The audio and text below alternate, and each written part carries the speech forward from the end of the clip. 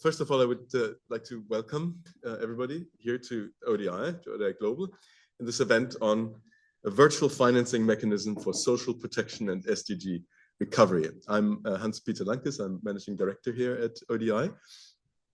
And this is really sort of a particular pleasure for me to witness this event, to witness this report launch, to have all of you in the room for that, because social protection is something of a part of the DNA at ODI. It goes back a long time. ODI has been working on many aspects of social protection, and since last year has been involved in this broader effort, Brazilian-led effort on the global alliance against hunger and poverty, and that is one of the follow-up products that we're going to be looking at here today.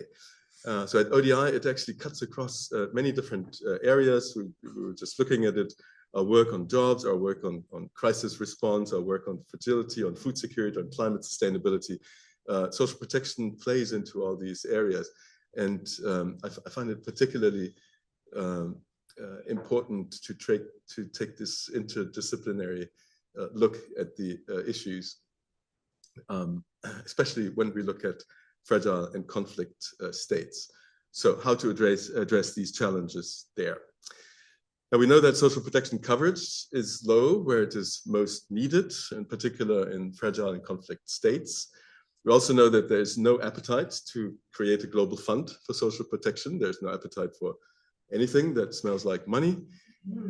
And so the question is really what to do. So we have great ambitions. The Global Alliance has great ambitions. Many around this table have great ambitions in this area. How do we bridge this gap between, in a shrinking aid environment? It makes sense there to try and learn from experiences with global commitments in other areas and how they have been tackled, including to precedents of pooled financing commitments at country level. And that's what this report does.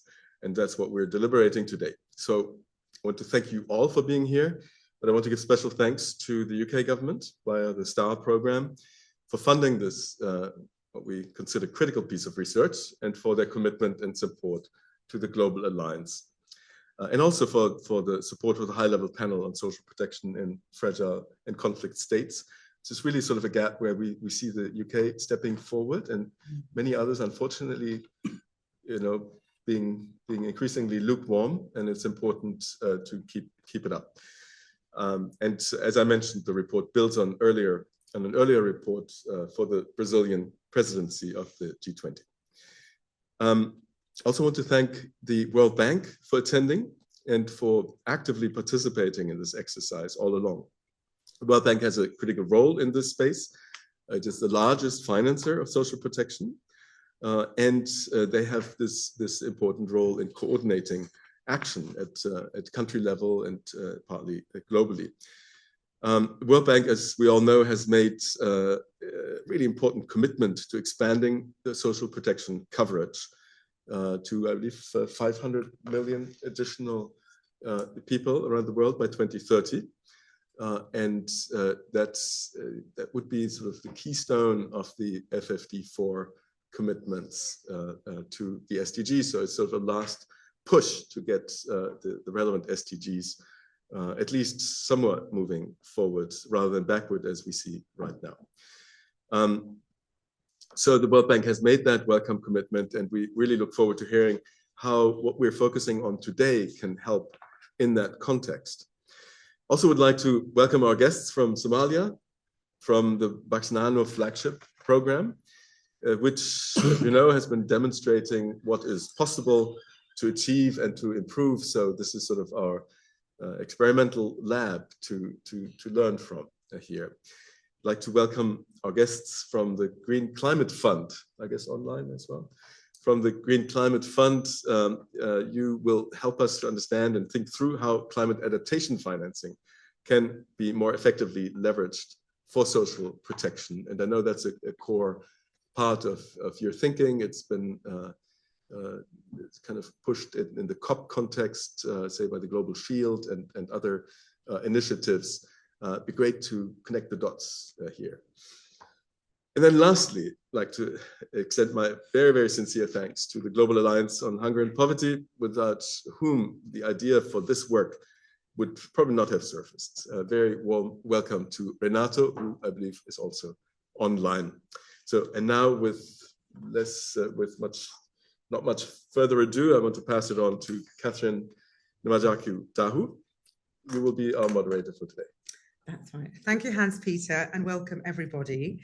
I'm not going to say much more than just to give you the outline of how how this event will go.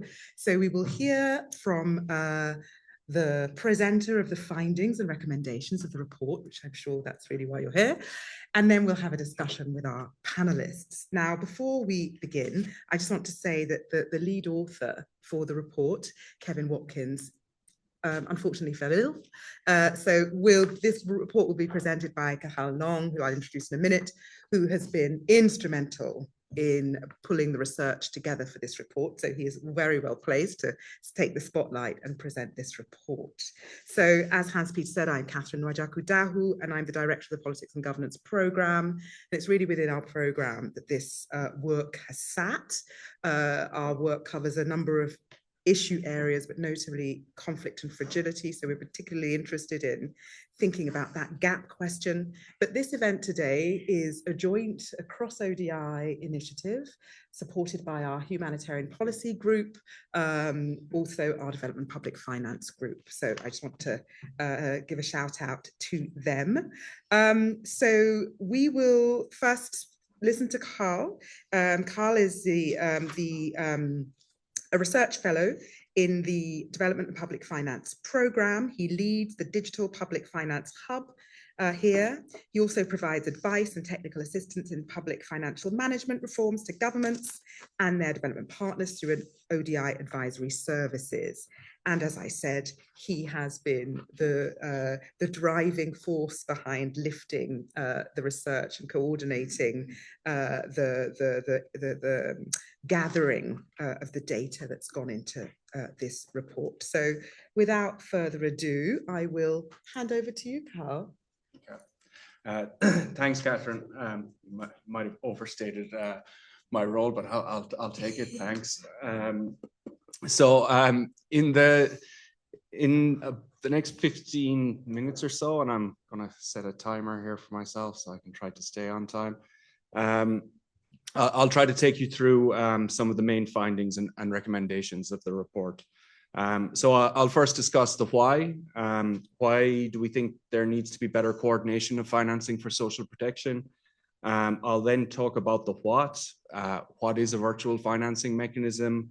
What would it do and what would it not do? And I'll finish by talking about how it could be operationalized, including our main recommendations from the report.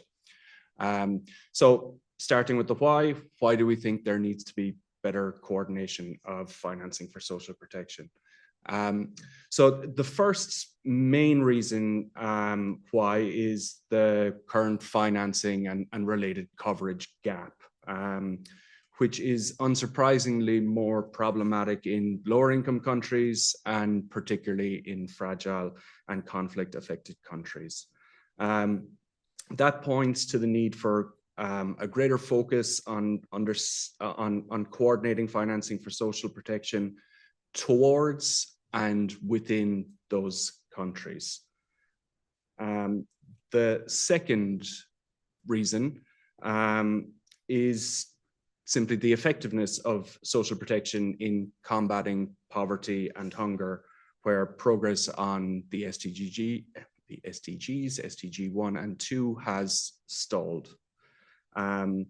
And while the recent adoption of international targets on accelerating progress on coverage, so the World Bank's 500 million target, the financing for development 2 percentage points increase, and more recently at Belém, while those are welcome, again, achieving those targets is highly conditional on making progress in fragile and conflict affected states.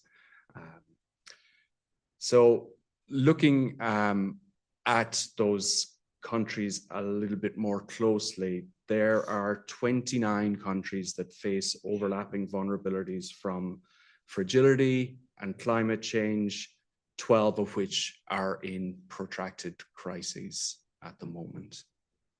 And with some exceptions, these are the countries where climate vulnerability is highest and social protection coverage is lowest. So basically the red dots and to a lesser extent, the yellow dots, obviously with some exceptions.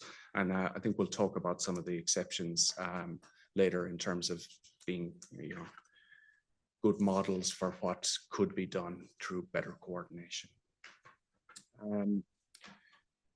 In terms of financing, while recognizing that national financing is the bedrock, or national financing, domestic financing is the bedrock for sustainable social protection systems, external financing does matter, especially for low-income countries and again for fragile and conflict-affected states.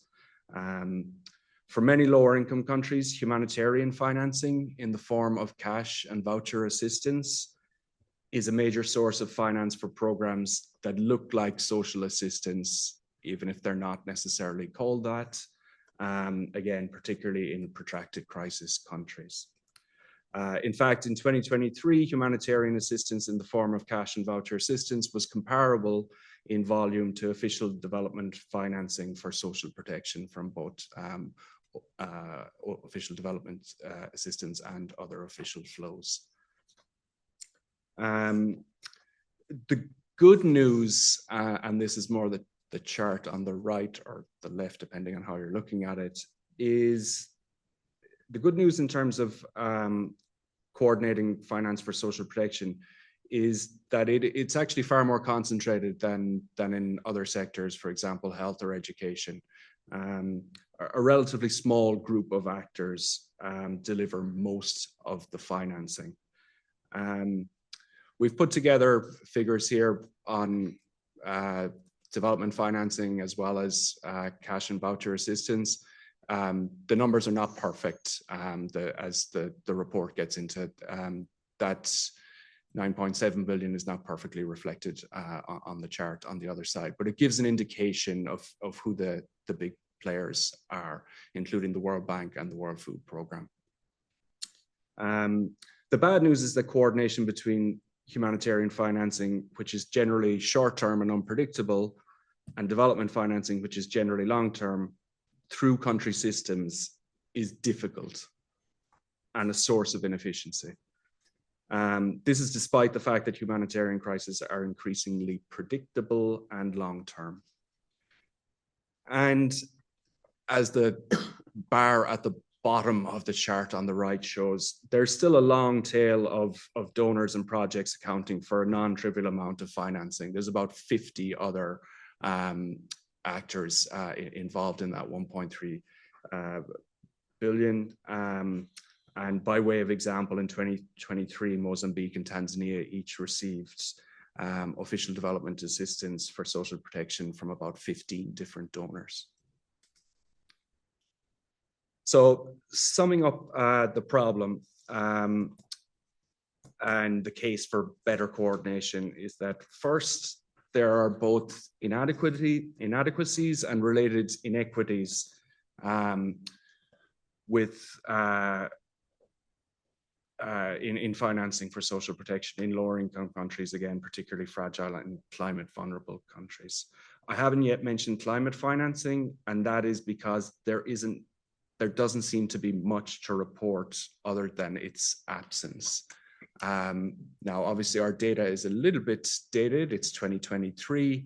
There are further developments since then. I'm happy that Matt is here in the room and he might be able to tell us a little bit more about those further developments. The second big problem is, this is not just a supply side problem. Weak demand and leadership at the national level means that social protection is not prioritized. And while there's a broad coalition around financing social protection at the international level, it's relatively fragmented compared to other sectors. and therefore social protection is not as high up on the development agenda as it potentially could and should be. And thirdly and finally, the humanitarian development divide presents a particular coordination challenge. And while there are some great examples of coordination within and across those silos, that coordination record is also variable across countries. So I'll now turn to the question of what could be done to address those problems. So like others who've considered these problems, our departure point was what we could learn from vertical funds in other sectors, particularly the global health funds. These funds tend to be characterized by the pooling of finance behind national plans, technical support for the preparation and review of those national plans, clear rules on cost sharing based on need and equity targets, and the use of major moments for the replenishment of those funds. But it's hard to escape the fact that while it has been discussed for well over a decade, a global fund for social protection has yet to materialize. And that seems to be down to the fact that it has been difficult to build consensus around things like achievable targets, governance structures, and time horizons for co-financing and cost sharing. So what might an alternative look like if not a global fund action like the global fund in other global funds in other sectors?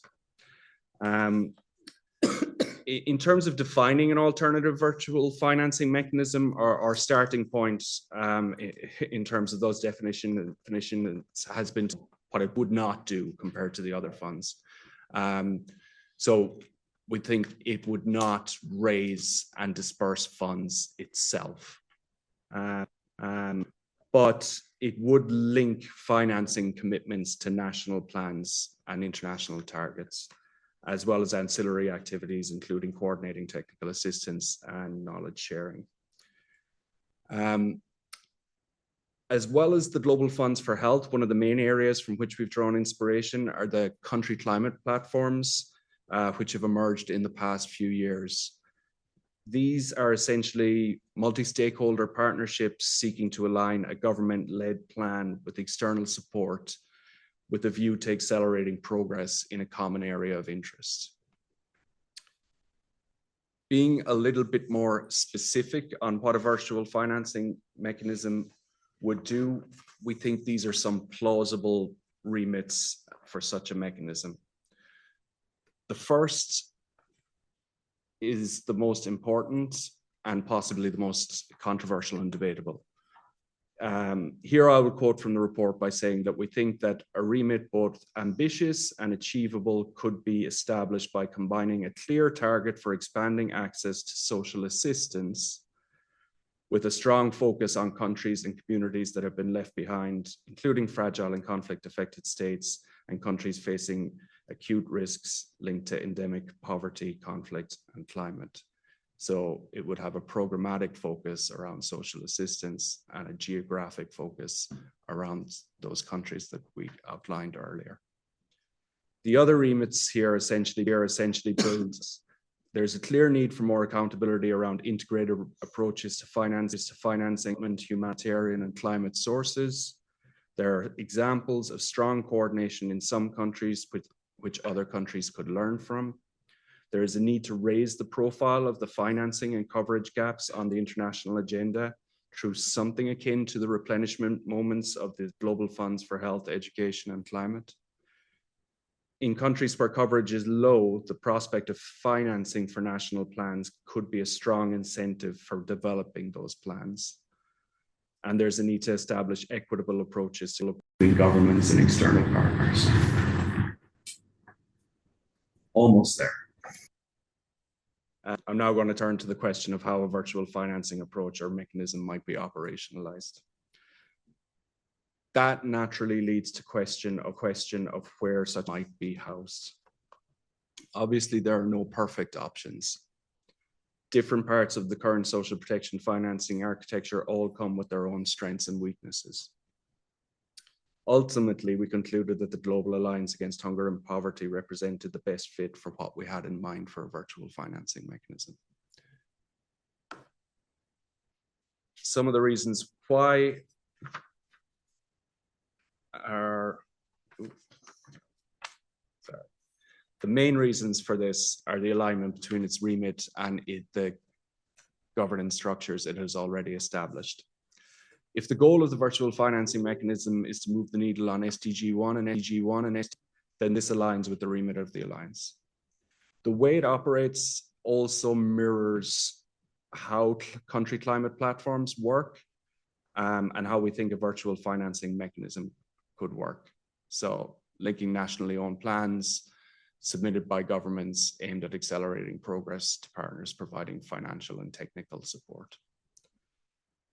Its membership is broad and includes a substantial representation from the Global South. Social protection already figures prominently within the proposals that it's already receiving. And the political heft of Brazilian backing also adds to this remit. And finally, there's a real politic argument in that the Global Alliance already exists, as opposed to the time it might take to establish something new or to get other parts of the architecture to focus on these issues. At the same time, and as stated earlier, there are no perfect options, and there are a number of challenges that the Global Alliance would need to address. These include the fact that it doesn't presently have the necessary volume of committed financing behind it, and that's a problem for incentivizing demand in the relevant countries, which is key. The quality of the plans it receives vary in quality, suggesting there is a need to standardize its own processes. Its own support mechanism is lightly staffed and risks being overstretched by a broader mandate. Its profile and experience of engaging in countries affected by fragility, conflict, and violence is limited, and relatedly, it therefore has limited with humanitarian actors. So I'm going to wrap up by just reiterating some of the main recommendations and some of the associated questions. The recommendations center around incentivizing governments to develop national plans to meet credible targets on social protection coverage. Those plans could help to improve across development and humanitarian actors, particularly in countries facing overlapping vulnerabilities. The big questions are whether the Global Alliance could focus on countries that could help to meet international targets, such as the World Bank's 500 million target or the Financing for Development 2% target. And the second big question is if external funders could commit part of their social protection budget towards national plans verified by the Global Alliance. And with that, I'll hand back over to Catherine. Excellent. Thanks so much, Carl. I think that was really very clear. And I would like just to request that we, oops, hi. I was going to ask to keep the slide up, but welcome. Welcome, Renato. I just saw you on screen. Yeah, just to keep that up while we hand over to Jen Marshall Hagen, I'm not sure which version. So you are the Deputy Director at FCDO for Global Food Security, the Global Food Security Hub. And I really want to get your take on how the report's findings and recommendations, so well laid out by Carl here, resonate with what you're grappling with on a daily basis, but also more specifically, you know, how you think the report can actually help progress the social protection financing agenda and close some of those coverage gaps that were highlighted with respect to poverty, climate change and fragility. So over to you, Jen. Brilliant. Thank you. Thanks, Catherine. It's so nice to see everybody and everyone who's online. Renato, it's great to see you again. Sorry, we're not in the same room, but I'm sure we will be soon. It's a real pleasure to be here and to be able to have supported this research product that you've delivered through the Star Facility Finance that's really been hooked into some really important events this year. So in terms of how the few things that I wanted to say, take three approaches. One is to look at where we've sort of come from this year, the focus of the report and what it's contributing, and then sort of looking ahead.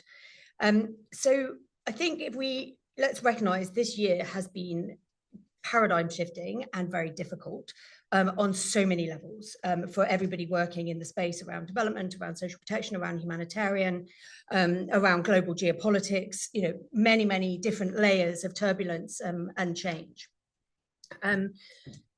And social protection within that is sort of grappling with the fact that it's a really great tool for responding to many of the crises and the escalations that we see on the ground, certainly the increase in humanitarian need and acute crises on a hunger, extreme poverty level. But also is obviously being hit by the change in financing available. And that's at multiple levels. It's a domestic level, as domestic budgets are squeezed, as debt pressures rise, as fiscal space contracts. It's around humanitarian budgets, it's around some of the development budgets and the decisions that different donors, including the UK, have had to make, and the sort of transitions that we're all sort of making in this space. And also sort of working through how should we be continuing to support this with our partners in places like Somalia and other countries around the world, that actually changes the dynamic of the partnership in these places as well. We know from Somalia that they want to invest in their social protection systems as a long-term, much more durable solution to the impact of climate change, to the impact of fragility, to the poverty levels. And our partnership with Africa needs to change, and other countries.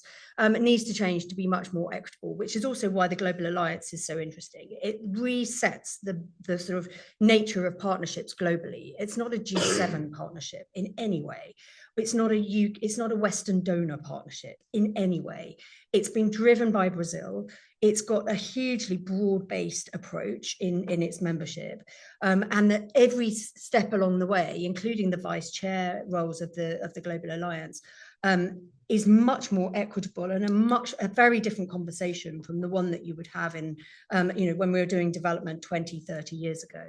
So I think that we're obviously grappling with a real need and a real sense that it's a system and an agenda in flux, which is both an opportunity and a real challenge for all of us around the room and online. But also, it's been a pretty amazing year in terms of some of the profile of social protection. Social protection, and I should say, I'm not actually head of the Global Food Security Hub. I'm head of food security, agriculture, land and social protection. And I've worked on social protection for many years. That's okay. So just to reassure you that I'm not only talking about food security, but I've worked on this agenda for many years, and social protection has moments in the sun, and then it has a lot of time where it just sort of goes under the radar and just keeps plugging away at a really, really important agenda. And it has had many moments in the sun this year, which has been really, really important. So we've obviously had the Global Alliance that's had its first year of delivering, where social protection has been an absolute primary part of the policy basket. We've had the Financing for Development Summit, which really tackled social protection and put within the context of the Alliance and more broadly, was debating these issues around this and really tackling the financing issues head on. We've had the G20, where South Africa put social protection on its development track. We've had WSSD, only the second one ever, where social protection was pretty prominent across those discussions, including the ones that we were in and helping to push forward. And a really pretty game-changing moment in COP, thanks to Renato, your wider team in Brazil, where you put hunger and poverty and social protection as an instrument and a broader sector of real critical relevance for climate resilience and response. Really in the spotlight in a way that we haven't sort of seen linked into that agenda before, with lots of important implications for how we view loss and damage, the insurance and climate resilience agenda going forward. And of course, from our perspective, we're also really proud of the contribution that we've made with the high-level panel with a range of people in the room and online, including our Somali partners, where we were co-chairing with them.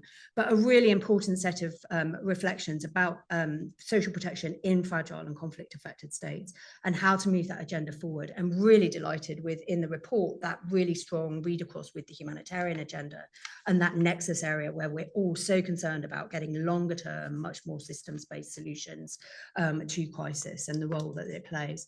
So we're really proud of that work that we will be pushing forward in the new year. So as the year wraps, let's look at then the contribution that the report is making into this space. So firstly, a huge thank you to all of the work that's really gone back to a couple of years where we were first in the bank at the spring meetings, when you were doing the first report for the Alliance, really, asked, and huge kudos to ODI being asked by the Brazilian as the G20 presidency to come and bring that financing analytical base into the discussions. And we started talking then about how do we actually just push forward the financing agenda and social protection. So it's brilliant to be here now, actually having this part of the work having moved forward as well. And a huge thanks to all the team, including those who are sick and online, who've been involved in it, because it's been a big group of people in different ways. So I think, firstly, it puts an important spotlight on social protection. The first one was a much broader SDG 1 and 2. You're honing in on this report and putting social protection financing in the spotlight, which is a really welcome contribution to moving forward the agenda. Secondly, I think the work that you're evolving around the mobilizing target is really important. It's one that the World Bank themselves have been grappling with as they put a sort of target on their own sort of doubling of coverage efforts. That involves other partners.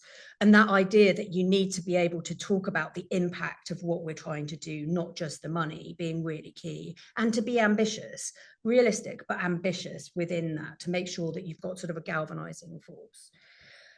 Thirdly, I think that the focus around these places that actually need the most attention, it's very easy when you do put big targets of meeting them by going to India.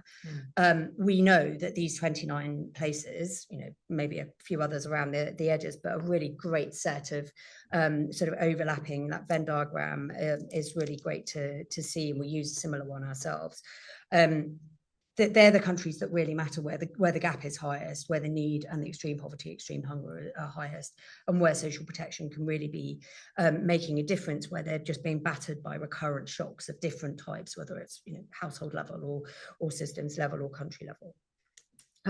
So that really matters. I think, as I said, the link between humanitarian and development is also really key in this space. And there is both systems are being challenged right now, but actually looking at where those intersections are, the transitions between them, and in how those systems join up to actually get much better value for the money is an absolutely core part of the agenda that we'd like to see moving forward.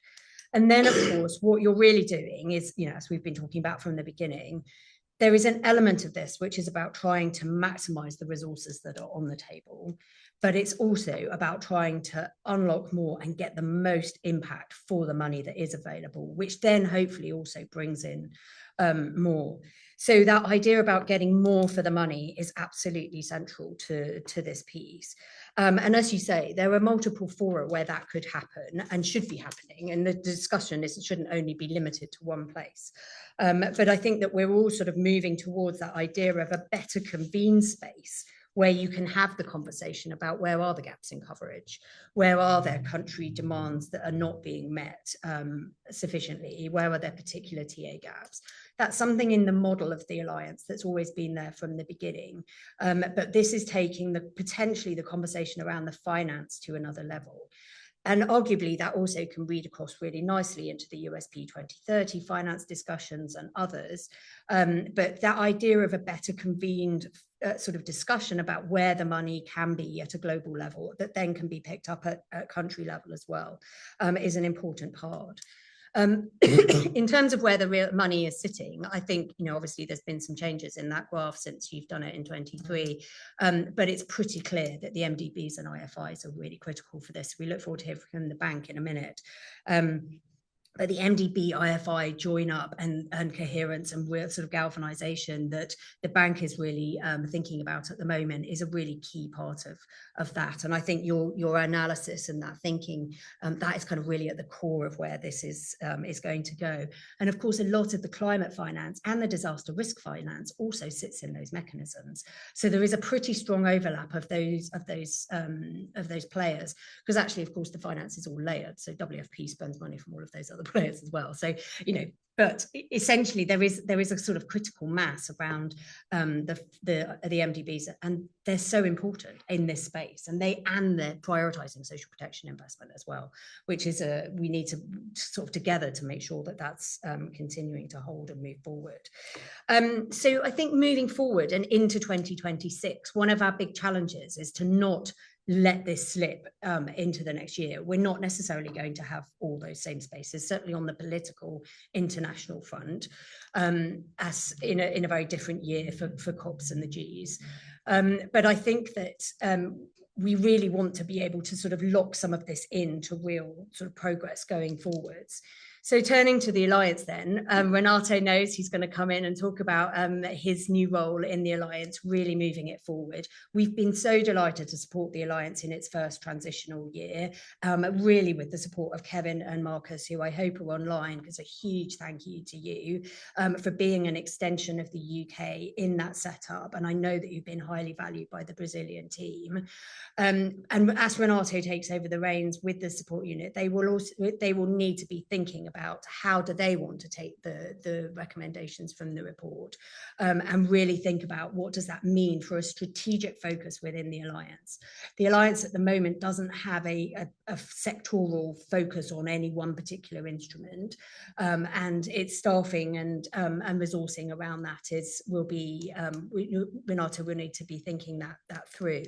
But one of the key challenges, I think, for the Alliance that's had a really important focus on financing since its outset is to think about how does it start to pick up on some of the ideas that you're putting forward, take forward the discussion, build that kind of constituency of agreement around some of the ways forward, and start to demonstrate what that looks like.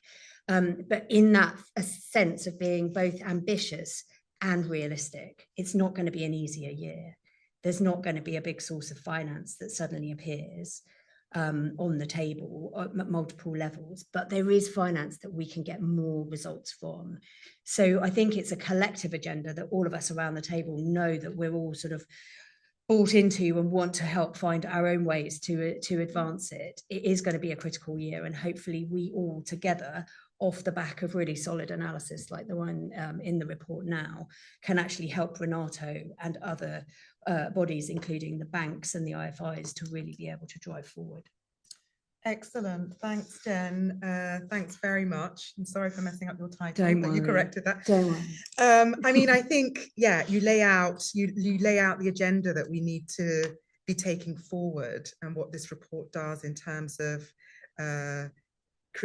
providing the analysis that's so vital. I want to use the opportunity also to thank all of those people that were referenced that have been involved in this report. So Carl Long already I've mentioned, Kevin Watkins, the lead author, who's very ill, Marcus Manuel, whose hand was also in this, but Caitlin Strong, who's down there, who was very instrumental in all the KIIs and all the coordination and referencing and all sorts of things that go unrecognized often, but I want to thank her particularly. Also Andrea Scissor, who's not here in Carl's team, who was also an amazing contributor, as well as Mike Pearson, who did all the brilliant stats on this. So there will be those I've left out. Duncan Knox as well was also part of our crew. So thanks to all of you. And with that, I want to hand over now to our colleague from the World Bank. Jen referenced how important the MDBs and IFIs are going to be in what the future looks like on this. So I want to welcome you, Christian Bodvig. You're a practice manager for social protection and jobs for Western and Central Africa at the World Bank.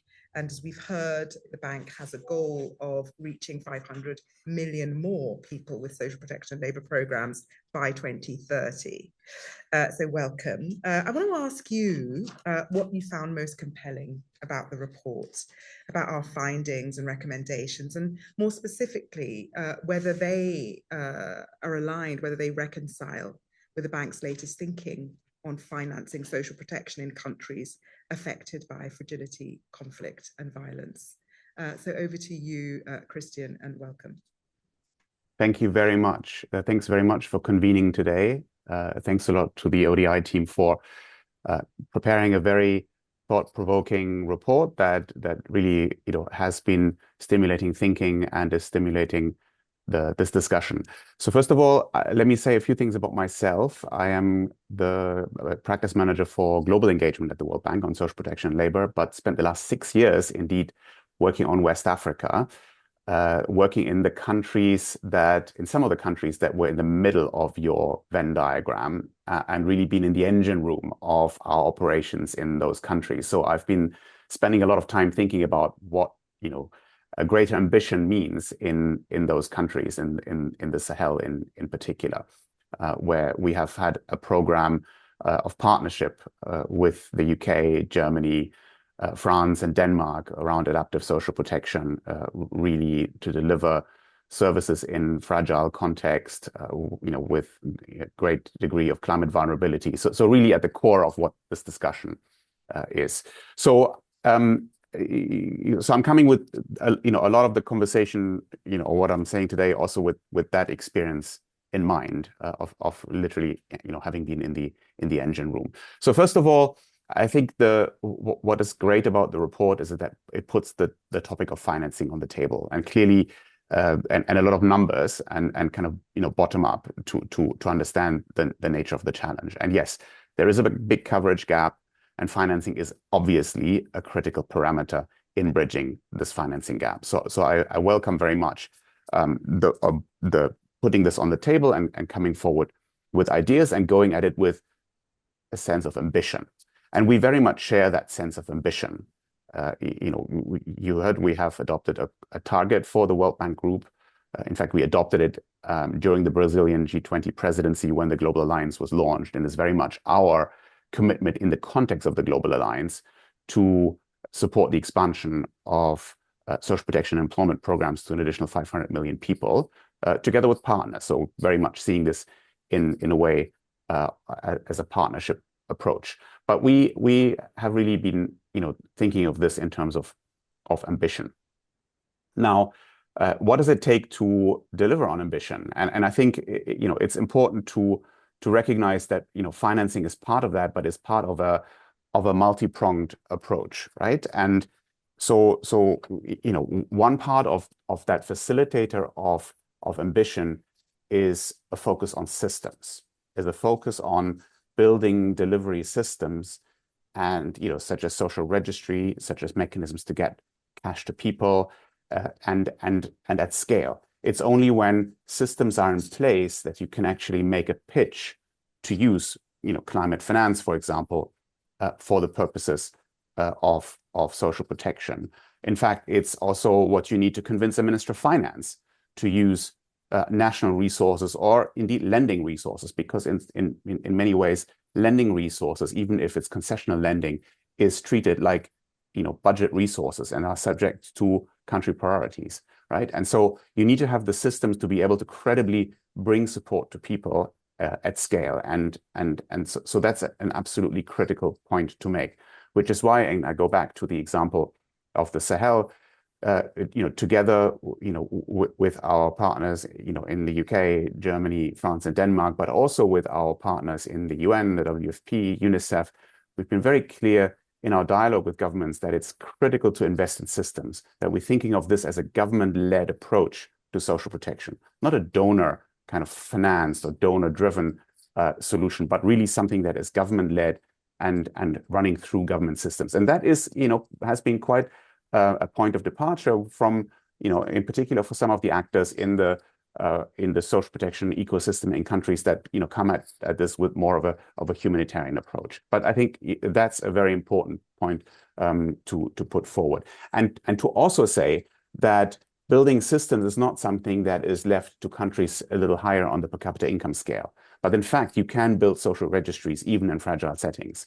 You have to do it a little differently, but you can do it. And it's important, and we have been very clear in this in our dialogue with partners and with governments, is that it is important to do this and to not push this away for as long as you think the situation is more fragile.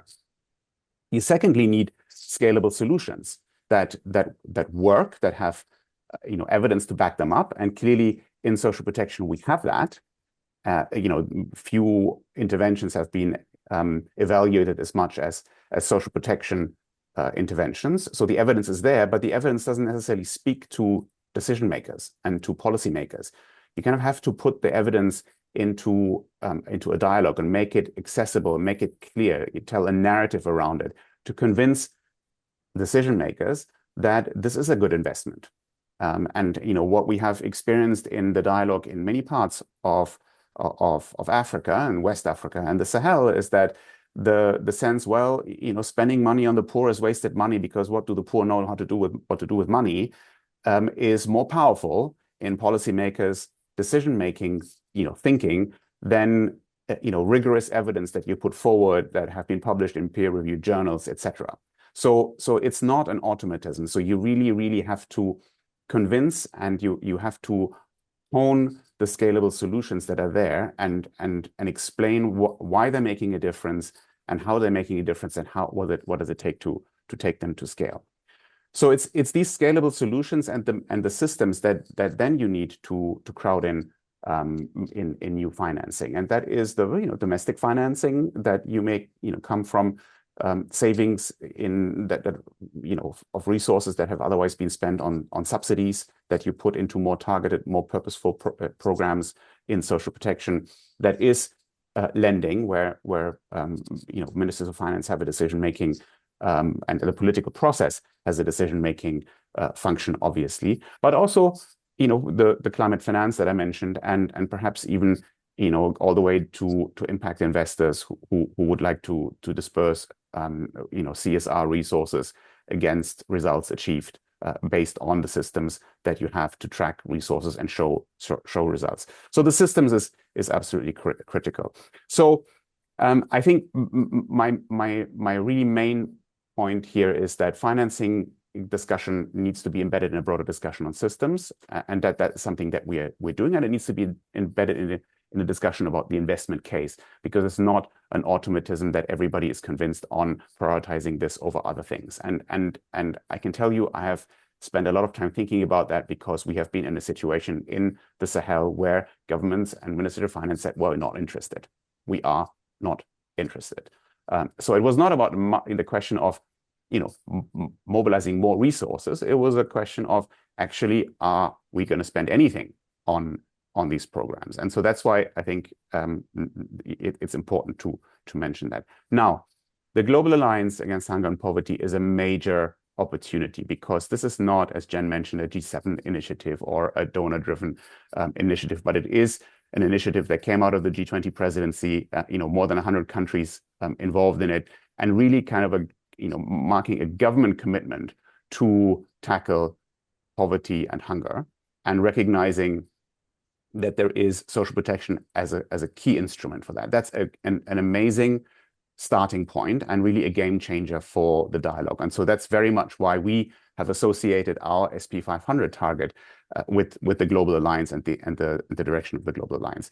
We at the World Bank, we are hosting the DC hub of the Global Alliance, which is focused on financing. So very much, taking that part on and trying to support a dialogue on financing, how to mobilize more financing. So as our contribution to the process of the Global Alliance.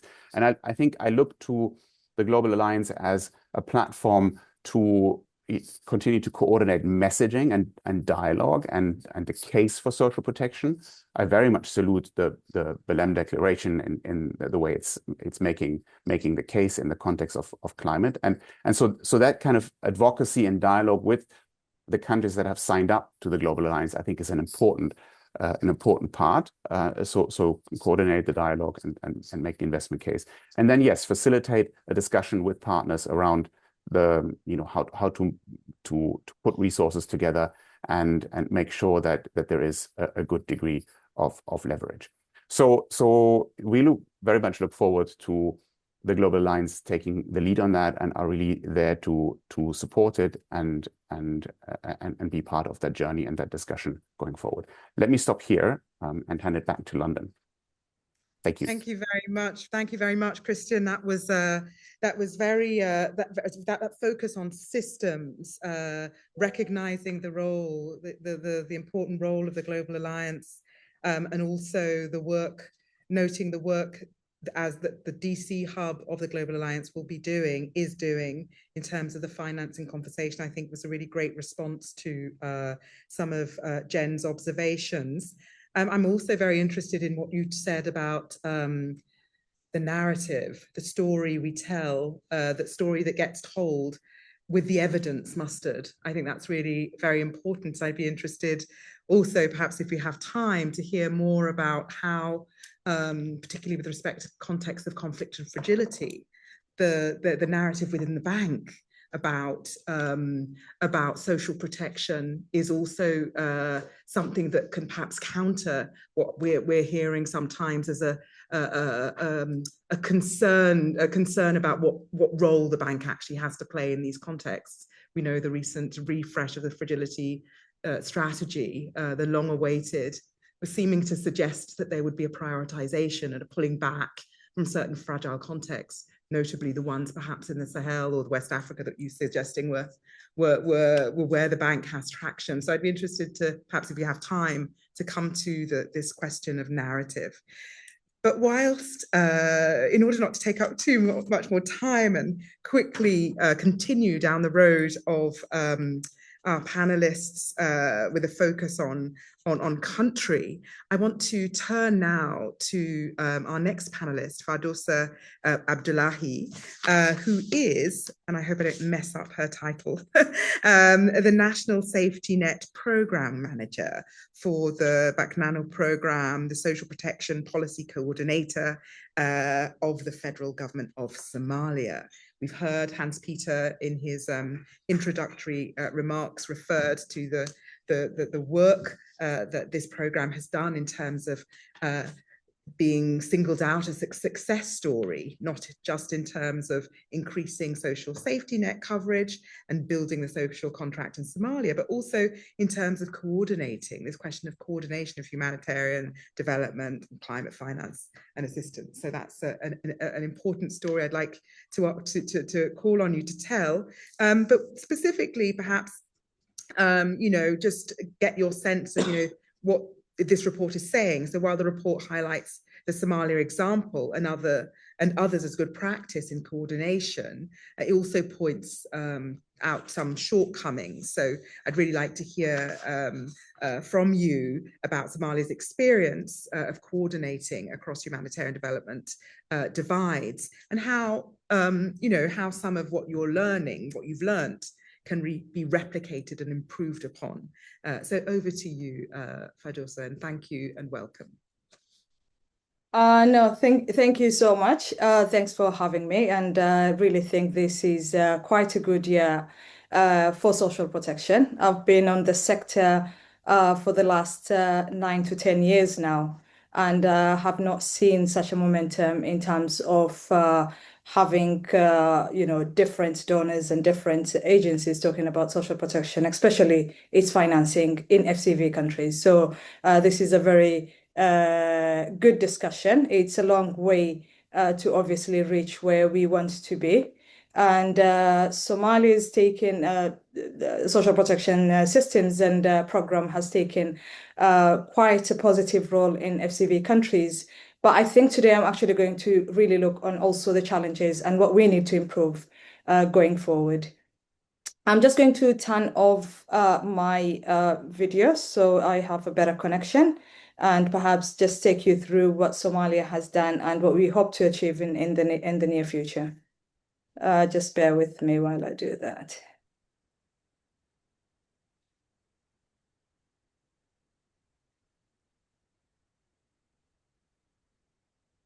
So you can hear me, right? Yes, we can, yeah. Yes, thank you so much. So I think this discussion is quite relevant, and it really reflects on the context of protracted fragility, repeated climate shocks, and chronic poverty, combined with historical low social protection coverage in Somalia and countries like Somalia. So I will speak a little bit on our Somalia's National Safety Net program or social protection program named BACNANO.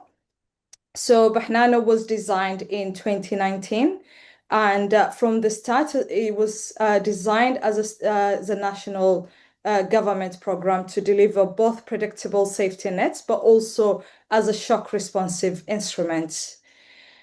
Even while operating in a fragile and conflict-affected environment, Somalia has been quite ambitious in terms to deliberately to move away from fragmented delivery over time and have a more coordinated approach. In practice, coordination has been uneven. While government-led platform exists and provides a common reference point, many actors continue to operate through parallel systems. So over the last few years, the government of Somalia, with the support from the World Bank, and when I say support, is not only financial support, but also technical support, has focused on building core national systems. From the previous speaker, he quite emphasized on systems, and I think where we as Somalia started is actually on the key building blocks of a national social protection program systems.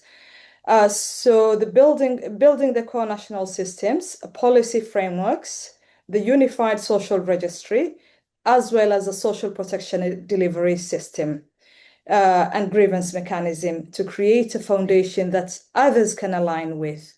Although full alignment has not yet been achieved, we hope with the ongoing initiative we will achieve a push towards that direction. So digital delivery is also quite important, and this also reflects on the social protection delivery system that the government of Somalia has built. And this has made coordination technically possible at scale, but technical readiness has also been not sufficient to ensure uptake across all actors. And when I talk about all actors, I mean both the development programs as well as the humanitarians. Coordination has remained challenging due to the short-term and unpredictable financing, different fiduciary and reporting requirements, and weak integration of climate finance with social protection, despite climate shocks driving much of the need. These challenges are not unique to Somalia. They also reflect broader features of the global financing and accountability architecture in fragile and conflict-affected settings. From a country perspective, proposals such as a virtual financing mechanism are relevant, and I'm really happy to see this paper really focusing on financing, especially in fragile countries. They also focus on aligning incentives rather than creating new institutions or relying on voluntary coordination. And I would really also support the Global Alliance in this, supporting this coordination and financing mechanism. So Somalia's experience also shows that coordination improves when incentives, financing modalities, and reporting requirements begin to align. Without this, parallel delivery remains the default, even where political commitment exists.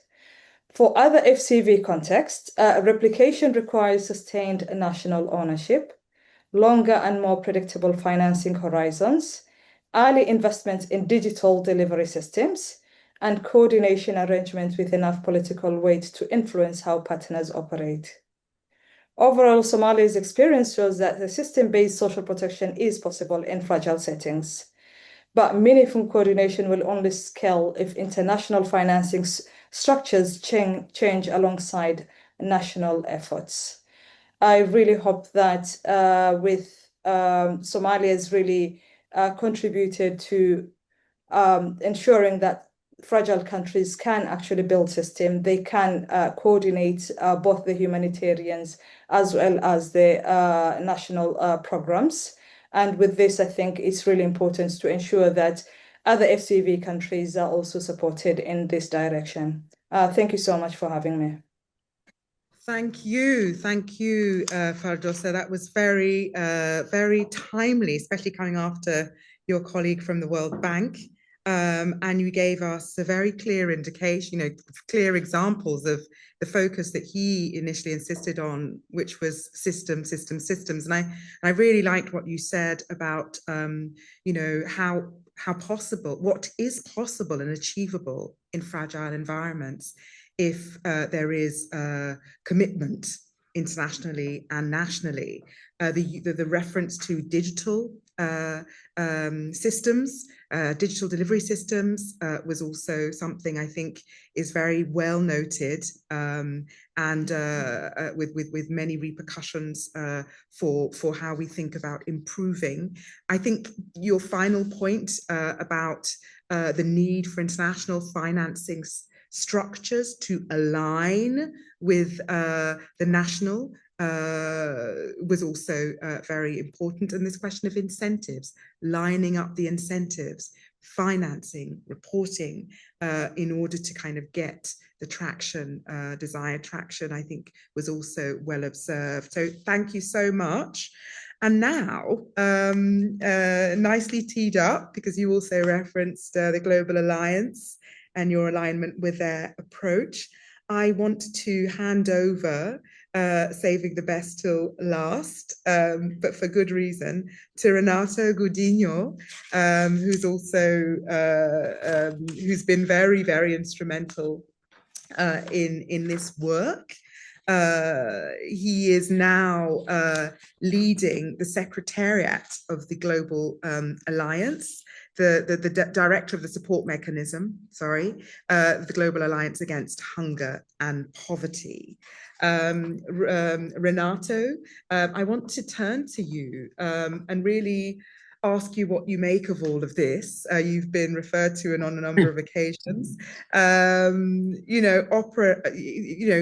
Operationalizing this proposed virtual financing mechanism for social protection. What do you make of the recommendations outlined by Carl in your role, your new role as director of the Global Alliance support mechanism?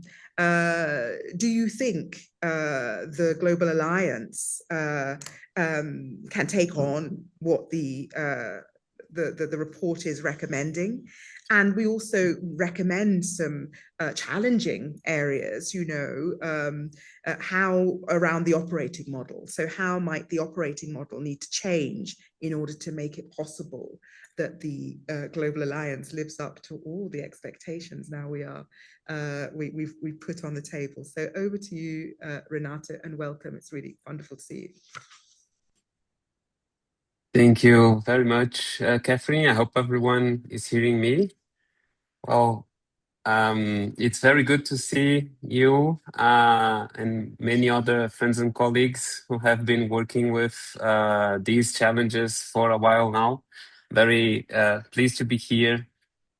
You certainly didn't save the best for last, as everything that have heard so far was extremely useful. I want to first express my gratitude to ODI for having prepared this report, for the UK, the person of Jen here, who has been incredibly supportive, not only of this report, but many of the other interconnected work around driving support to country plans. I also wish to name Kevin and Marcus in particular. They were named constantly throughout this program. Keith Long, and thank you for your excellent presentation. So it has been so far a long road already, and formally my work hasn't even started as director of the support mechanism. I'm due to start in Rome in January 19. I think that's the date.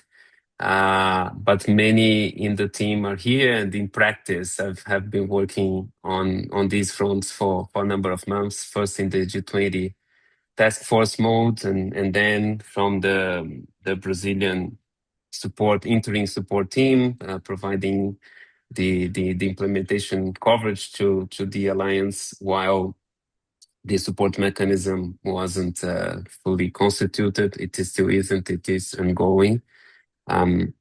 So I'm very, very grateful to all, and I missed a lot of you who have worked on this, but please rest assured that this report is a very important piece of the debate moving forward, and I think the very debate here is so far one of the best I have ever seen and participated in around these prominent issues. So I think when the Global Alliance was launched in November 2024, a very large part of the diagnosis was that we needed to better focus and defragment international support to fighting hunger and poverty. I heard, and one of the pieces of evidence from the report is that if you narrow it down from the broad areas of the policy basket to the field of social protection, the field is not that fragmented, which is good news. Although the different, on one hand, the different universes of funding are not well connected so far. So the development, humanitarian, and climate potential universes that could provide a substantive amount of international finance to social protection. But also, I would say, and I think this is not fully reflected in the report, there are many things that are not considered work in social protection, not only in humanitarian, but also in development work and things that are connected to SDG 1 and 2 that are indeed very fragmented across projects, small projects led by many different agencies, whether public or private NGOs and others, that could be better concentrating on supporting larger scale government programs against hunger and poverty, and most especially social protection programs. So I think from when we launched the Alliance in November 2024, we had that situation, but we lived in a different world where we live right now. So some have started to wonder whether there will be still international development resources to be defragmented at all. This has been, of course, overemphasized, and I think there is still a lot of financing sources. There are new and emerging financial sources also from non-traditional donors that can and should be leveraged. And most especially, I think Jen made that argument, there is a need to do more and have more impact with what we have from the table. And many of you that came before me have rightly highlighted that this was a very good year for social protection. And I will name two important fronts. There are these two big debates around doing social protection in fragile settings or conflict-affected settings, and that other debate on to what extent social protection must be a vehicle for building climate resilience. And they drive at different communities, the development community, which is more used to social protection systems, and then the humanitarian communities and the climate communities where not much has been done on that front, although I do look forward to hear from Oscar on this as well. I think he is present here from the Green Climate Fund. But indeed, this year, I can name at least two very important movements globally that have promoted a greater awareness around these two debates and more convergence. One is the catalytic agenda that emerged from the high-level panel on social protection in fragile conflict-affected settings, and we have STAN, the UK, and Somalia very much to thank for it, for the work and a very good deliverable, the catalytic agenda on one of those debates, and the other, the Berlin Declaration on Hunger, Poverty, and Human-Centered Climate Action, delivered at COP30, was very much, I think, a step change in how the international community portrays the need to address climate impacts on those where the impact will be stronger, and also the instruments that need to be used to do it more effectively, including social protection. So this is reflected in the Venn diagram that many have phrased in the report. It is a very good illustration of what are the countries to prioritize for both in terms of fragility and in terms of climate exposure and vulnerability. But I mean, we have this growing sense of the need and consensus that social protection programs can be the vehicle to deliver humanitarian and climate outcomes, for instance, nationally led social protection. But still, there is a lack, and I think this is the crux for the debate today. So the consensus is growing, but there's still a lack of proper vehicles for coordinating this in actual delivery. How you align finance and instruments around this. And we do believe, of course, I'm suspect, but the approach that the G20 chose and the international community embrace very much in the Global Alliance Against Hunger and Poverty is the one of national country-led programs, evidence-based, at the center. So the policy basket is this organizing principle to put the action on the implementing governments. So focusing the conversation, focusing the action, making sure it is country and government-led, making sure it's based on scalable, evidence-based actions and national systems. So we heard a lot about this today as well. And the whole structure of the Global Alliance is made to work around that principle. Also, if we need to build vehicles, that's the point, to try to go from the growing consensus that we have on what needs to be done on bridging the development, humanitarian, climate, finance, thoughts and actions to some extent towards these social protection programs, also defragment all the programs and bring them in that big tent.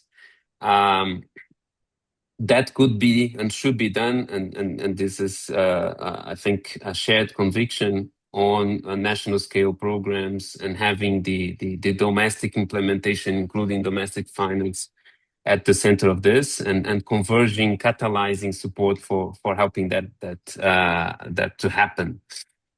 So, and I think this is where the answer lies to what Jen was raising about making the most out of the resources we have, and how to do that. The answer would be provide that to be catalytic for scaling up government systems and programs.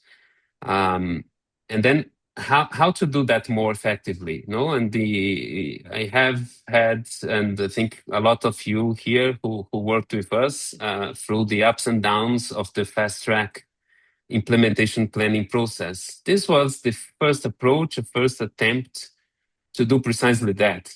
So try to set out and do even before the support mechanism was established.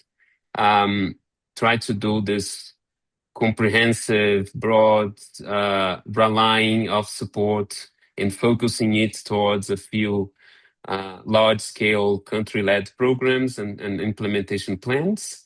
And we have also been grateful of reviewing an internal evaluation, also supported by Marcus here, by Kate Long, and the process has shown so far a lot of ups and downs. And I think one very important up is on the side of the implementing countries.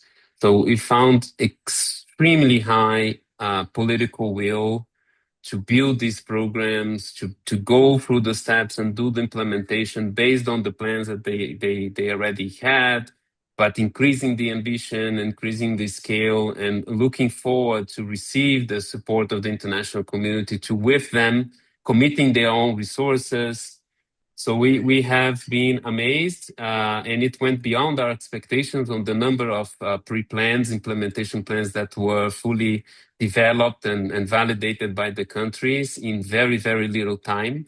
So I think if you compare that with other kinds of international processes for country level support, there is no precedent in how the leadership of the countries themselves have shown throughout this process.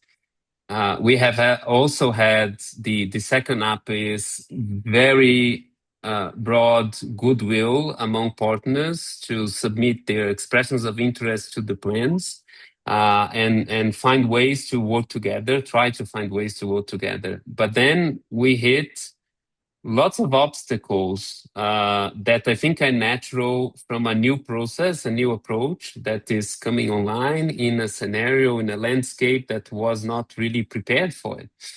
And I think there are growing pains that can be, on one hand, solved on a case-by-case basis, but that would be, if it is only that, it would go very slowly. And I think it might, in some cases, produce some disheartening on the part of some of the countries that really jumped at the opportunity of doing more for the most vulnerable people within this coalition.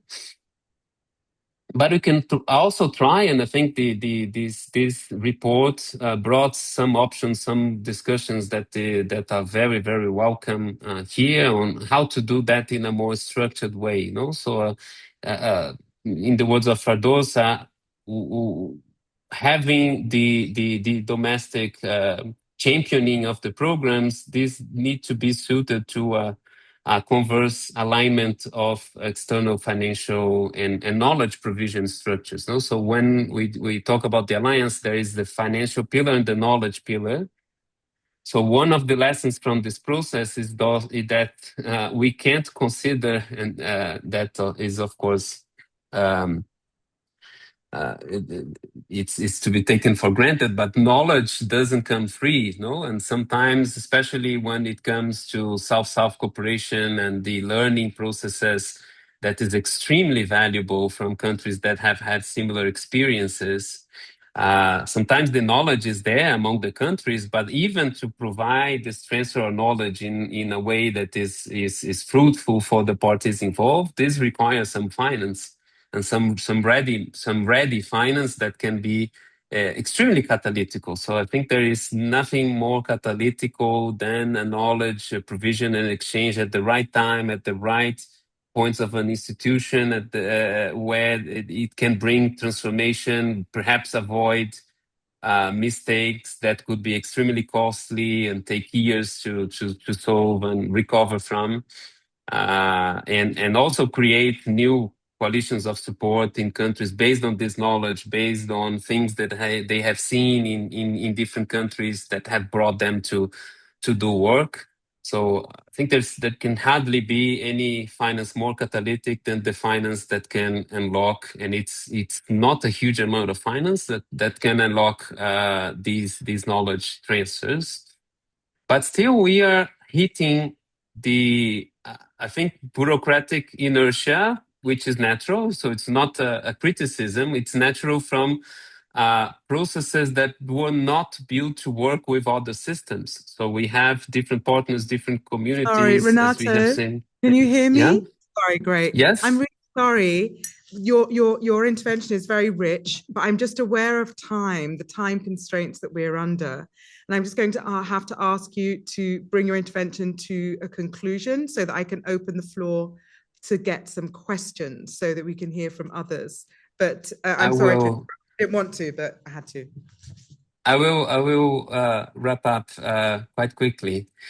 So we have hit these roadblocks, for instance, in some of the donor organizations that have networks, decentralized decision-making for country-level investment. They have different timelines, processes, not really built to work with other systems. So some of you here have called for a convening so that of the appropriate actors to try to hammer out possible solutions for this. And I think we could do that convening together, all of us. So the alliance is not a support mechanism. The alliance is all of us. We could try and establish that convening to try to find some solutions. And I will conclude by saying what some aspects of what that solution should include. It has to be, I think also it was Jen who said that, both ambitious and realistic. It has to be voluntary, so any adherence to this mechanism needs to be discussed through an inclusive process, has to have actors comfortable. They have to know that this is not being forced upon anyone, that this will help they get much more lasting impact and also able to make good on their priorities. The countries, the implementing countries need to see this as a useful incentive. So Christian said a lot about how we need to make a better case for ministries of finance to move and work for the poor through these programs beyond the evidence. A coalition would help if we can have mechanisms that can still retain flexibility for the donors, flexibility for the countries, and different flexibilities that are useful for each one. So in terms of timing, of programming, reporting requirements, but geographical preferences, programming preferences, provision of inputs that will make both donors implementing parties happy to work with such a mechanism. They can be of different structures and different ways of pre-arranging, pre-committing things that are still under different conditions that countries need to retain. So you can link domestic commitment to financial support. I can say to finalize that I have talked to philanthropies around the world. They're very keen on doing this amongst themselves and using an integrated mechanism. So any mechanism that we can get to support country programs consistently across those different sources of finance, development, humanitarian, climate, bilateral, multilateral, anything is better than what we have now. So it doesn't have to be a perfect mechanism, an all-inclusive mechanism, or bring in massive amounts of new finance. No, it has only to be make things a little more coordinated, a little more helpful for the countries that are doing the brunt of the work. Anything that we have would be better than the status quo that we have right now. So I'm very much looking forward to this discussion, both today and in the next steps. I think we do have a little bit of a mandate from the SPA submitted in Seville to, coming from this report, conduct such a conversation and see what we can get from it. So thank you. Thank you very much, Renato. It was very refreshing and rich, your intervention. I'm not going to try and summarize anything, but I do think you picked up on a number of reflections, looking at the challenges, essentially. You noted there seems to be some kind of consensus. Of course, there is consensus on the part of countries, on the part of the members of the international community, but there needs to be more than that, and a more integrated approach rather than a case-by-case approach to addressing some of what you call teething problems.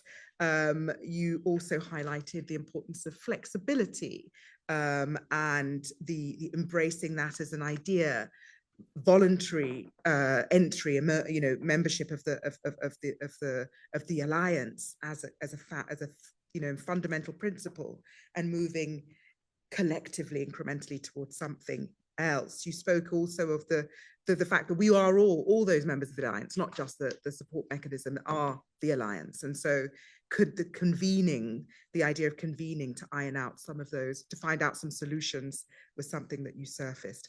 I want to bring in, this is the formal panel pieces closing. I'm not going to hand over to you, Carl, to answer questions. Maybe I'll bring you in at the end for some reflections, but I want to move forward to invite Oscar Garcia from the Green Climate Fund, who I saw on screen just now. So I wasn't sure, I wasn't 100% sure that you're going to be here. I'm really delighted that you're here because you are on leave, I believe.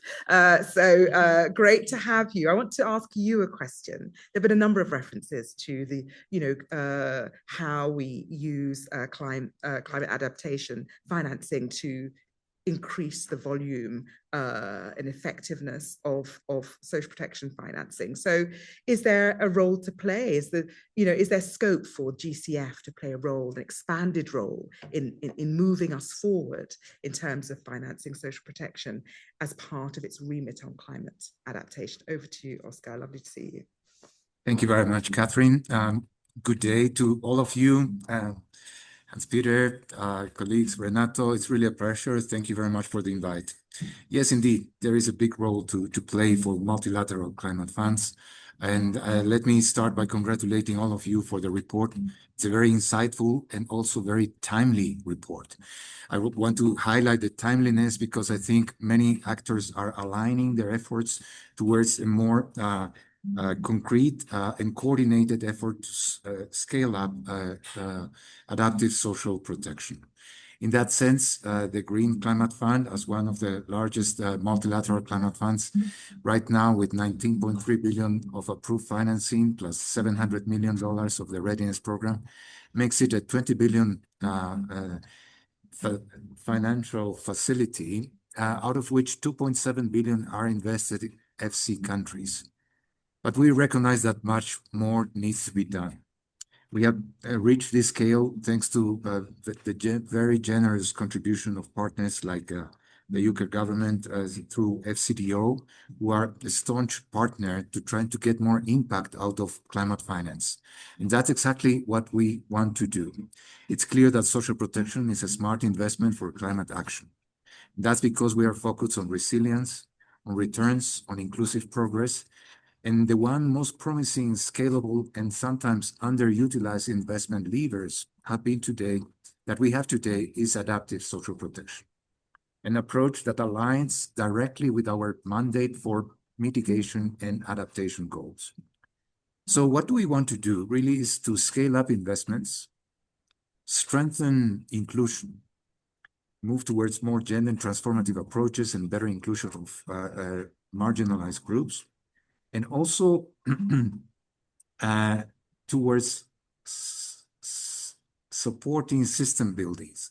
As our colleague from the World Bank mentioned, we really need to work with national existing systems and strengthen them, focus on long-term integration into national systems, avoiding one-off interventions, and use climate data and risk analysis to design more responsive programs. So our focus is on impact and enhanced resilience. Right now, in the first 10 years of operation, the GCF has reached 249 million people. Of those 249 million, we consider that probably 50 million people are more resilient, particularly more resilient to sustainable livelihoods. And however, the intensity and the severity of the climate shocks is putting various peoples at higher risks. And that's why we think that if we have agreed that social protection is a good thing, how do we do this better? Let me share with you just 4 ways in which we think that we can deliver stronger climate action with social returns. The first one is forecast-based cash transfer. Invest in social protection systems that trigger cash support based on climate forecasts before a disaster hits. We have examples in Kenya with the Hunger Safety Net program uses early warning systems to release funds in anticipation of droughts. These mechanisms are faster, cheaper, and more effective than traditional disaster relief. A second type of response would be green public works programs. Fund labor-intensive programs that create climate assets like forest restoration, flood barriers, and soil regeneration. We have examples in Ethiopia with productive safety net programs led to measurable increases in tree coverage and other important indicators. A third dimension would be supporting livelihood transitions. I think adaptive social protection is a marvelous mechanism for a just transition. Many vulnerable populations like smallholder farmers and informal workers need help adapting their incomes, and adaptive social protection initiatives can be designed to provide training tools and time-bound cash to support the shift to climate resilient and green livelihoods. And finally, as mentioned by our colleague from Somalia, the digital and institutional infrastructure. We can fund the expansion of digital ID systems, mobile payment platforms, and social registries that make social protection faster and more climate responsive where it is more needed. So to conclude, for us, the principle of national ownership is paramount to the GCF, and we want to support through country platforms. We have done so with Brazil and with Barbados, where the NDC 3.0 level of ambition, which speaks about an ecological transformation, is the conduit to really help prioritize social protection as part of an overall strategy that addresses the climate crisis and at the same time supports the transition towards a more inclusive and sustainable development pathway. So let me stop there. I think there is much more that we can do together, and many thanks again for the invitation to this very timely and important dialogue. Over to you, Catherine. Excellent, and really very many thanks for being with us. It's very rich. I think you've answered some of the questions that some of our panelists had. I just want to bring in, if he's here, I also understand that Mohammed Abdulwali from the Sustainable Finance Initiative is online. If he's online, he sent me his question. Okay, he has a question. Okay, can you read? You don't have a mic. Okay.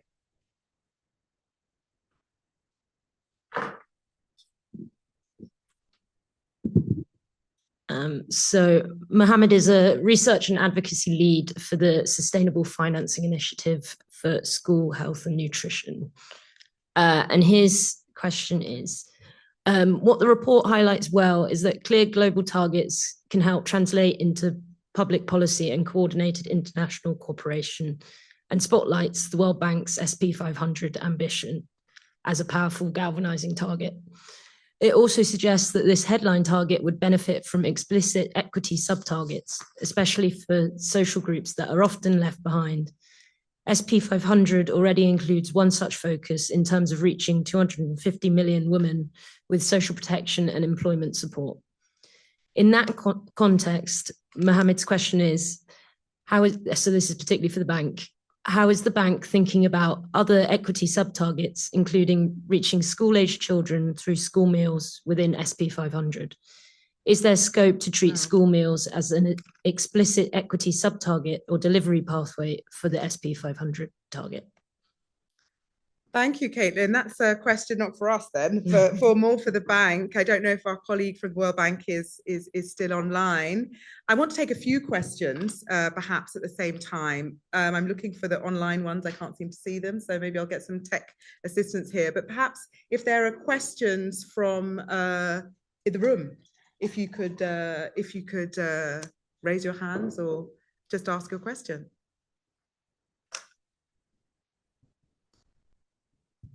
Hi, I'm Ann Hendricks Jenkins. I'm a consultant and I work with the Hunger Project. I work with community-led development, community-led agroecology.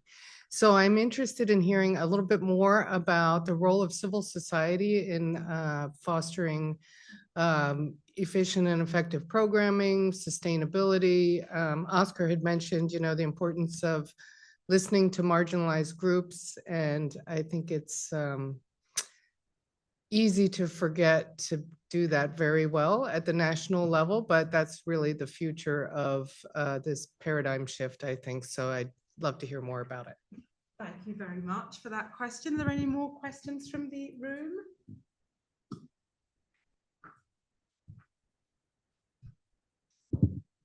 Thank you, Catherine. Andrew Shepherd, Senior Research Associate here at ODI. I've got many questions, but I will limit myself to a couple. Yeah, it's been a very stimulating afternoon with lots of good presentations and an excellent panel. So thank you all for that. I'd be very interested to hear from Marcus, if he's online, or anybody who has a kind of, let's say, historical perspective. I mean, Marcus first started working on these issues probably 15 years ago. What has changed? Is there anything new in the situation which might give us optimism? I mean, we're pinning a lot of hopes on the Global Alliance here, and certain things have changed. I'd just be really interested to hear his perspective. Is it a major change? Are we at a moment here which will push social protection forwards in contexts like Somalia that we've heard about? So that was one issue. I really liked the emphasis on national platforms and the importance of national actors. That has always been absolutely critical in development in general, but in social protection. And I do think also that the case for social protection isn't always accepted. I've been working recently in Zambia, which has done very well in improving coverage, isn't particularly fragile, but is highly climate affected. I'd be interested to hear more about how the case for social protection was advanced in Somalia, where you have, you know, at least a somewhat fragmented political settlement. So I'll restrict myself to that, but lots of other questions come to mind. Thank you, Catherine. Thank you for being so disciplined. Anybody else before I hand over to, and it's not just to Carl to answer. I mean, if anyone can come in with comments or reflections on some of these questions. Do you want to ask Megan? Hi, I'm Megan Smith. I work for DAI, but I've been working on the STAR facility for the last 6 years. So thank you for everybody that's invested their time and energy into this and into the high-level panel and many other things. I had a question on the demand generation point. I think it's an issue that the Global Alliance will probably face, but also that national governments are facing as well. And we've seen kind of a rollback within Nigeria, but also in the Sahel, of that demand generation for social protection as an investment from kind of civil society organizations, but also like within the political space. So considering in order to get more financing, and the World Bank, I'm sure, will hopefully agree with me on this, there needs to be a request from the governments themselves to invest in that area, and the same from the Global Alliance. So I'd be interested from anybody on what successful avenues have been used to generate that demand for social protection investment. So it kind of goes with what was said here in terms of with Zambia successful. Thank you very much. And I won't make an attempt to answer all those questions, but I just had a comment on the Nigeria case because interestingly, a piece of work we did a couple of years ago looking at the removal of fuel subsidies noted that the catastrophe that was Nigeria's experiment with this unplanned, no attempt to really create the, you know, the buy-in, societal buy-in for this before it was just announced overnight, could have been alleviated by upping the ante on social protection. And in fact, you know, as a result, in trying a bit, you know, after the, you know, the horse had bolted, to contain societal disquiet, the Nigerian government did invest in more, you know, one-off social protection measures. I mean, I'm wondering, I think you mentioned it also, Jen, whether there couldn't be a kind of a way of bridge building between subsidy removal challenges and social protection, you know, galvanizing a kind of political commitment for social protection as part of the same kind of approach. It was just a question I had in mind. So there was one question, just to go back to what I've heard. So one question directly to the World Bank about the bigger questions around school meals and so on. I didn't note all of that, but I think you got the point. There was another question on civil society. And, you know, we're talking here very much about government ownership, national plans, and so on. But, you know, where in this is the voice or the perspectives of civil society? Oscar refers to inclusion as an important element of their approach. The next question I had was one for Marcus, who's not here, and I hope he's actually on leave. So I hope he's not online, but if you are online, Marcus, please feel free to pipe in. But others can also come in here. I mean, I think, Jen, you noted the moment, you know, all this, everything that happened over the last year, you know, the political momentum is a shift, but also perhaps this needing to do more with less. I know Marcus wrote a piece with Kevin, a short piece around this as an offer in the kind of value for money environment that we're in. So perhaps there's some you know, tips, you know, some possibilities of looking at that. And then Megan, also your question on demand, you know, how to generate that demand. The bank is very well aware of this. So who wants to go first in answering those questions? Carl, do you want to make a first? I'll give a couple of quick responses. Let me state for the record, because I didn't state it earlier, I'm far from a social protection expert. Oh, you need a mic. Sorry. You have to repeat then. Okay, not being a social protection expert, here are some of my responses based on the research that we did. I think on the role of civil society, there's probably a big role for civil society in terms of the discussions around targeting, where it's just came up again and again with everyone we spoke to when in terms of key informant interviews for the report and things like that. Just such an area where there's certain constituencies feel like certain things are being forced on them and things like that. And there's clearly a role for civil society there. I think there's probably a much wider role, but that's the one that immediately springs to mind for me. What's changed, and in terms of the case, I'm not going to try and channel Marcus specifically. I'll just give my own thoughts on maybe what people have been telling us has changed. I guess the one thing is the kind of digital infrastructure, the feasibility of kind of providing digital IDs, providing digital payments is something of a game changer. Relatedly, COVID happened. Countries that were well set up responded better. And I think that might also be something around making the case. I think there's, you know, policymaking is more art than science. Ministers tend to like digital stuff. So I think that is like probably helpful for making the case for social protection.